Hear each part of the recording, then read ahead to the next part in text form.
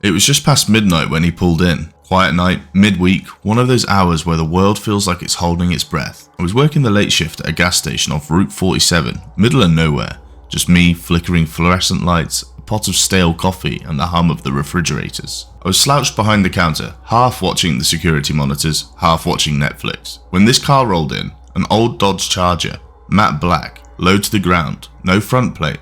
It crept into the lot like it didn't want to be seen. That should have been the first red flag, but I just sat there watching. The guy stepped out. Tall, lean, hoodie pulled up, black jeans, black gloves, even though it wasn't cold. He moved quiet, never looked at me, just walked to the pump, swiped his card, and started filling up. And that's when I noticed it. His right hand, it never left the trunk. He was fueling with his left, but his right was pressed flat against the trunk lid. Fingers splayed like he was holding it closed, like he had to. At first I thought maybe he was just leaning, resting.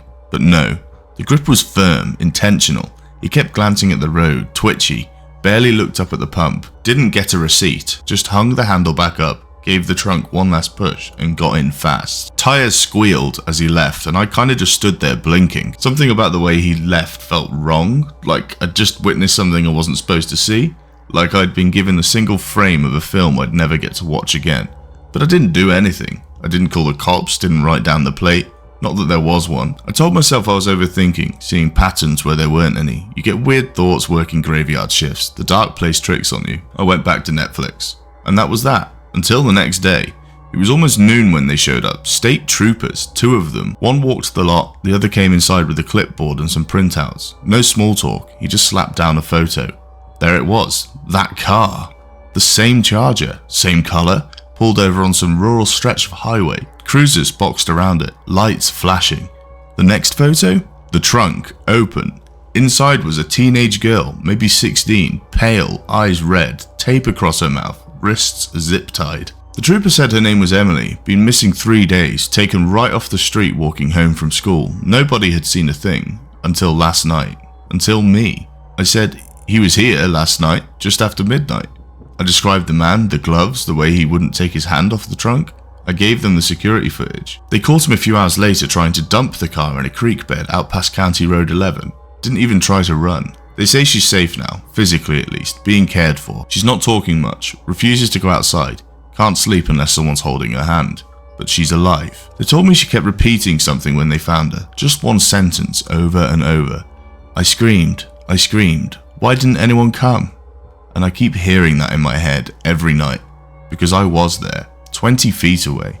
I looked right at the man who took her, I saw his hand on the trunk, and I did nothing. Now every person I tell this to, friends, family, my brother, my dad, they all say the same thing. You should have called the cops, you're an idiot, how could you not know?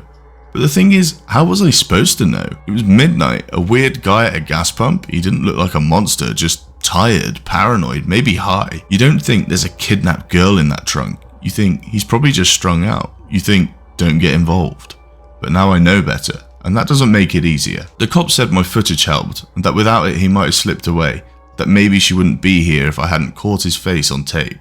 But that doesn't change the truth. I looked straight at a girl being taken, and I walked away. And now, sometimes when the store's quiet, when the lights flicker and the monitors hum, I hear her voice, not loud, just barely there. I screamed, why didn't anyone come? And every time a car pulls in past midnight, I watch the trunk, I watch the hands, because next time, I won't miss it. Even if everyone thinks I'm crazy. Even if they think I'm stupid. Because maybe I was. But how was I supposed to know?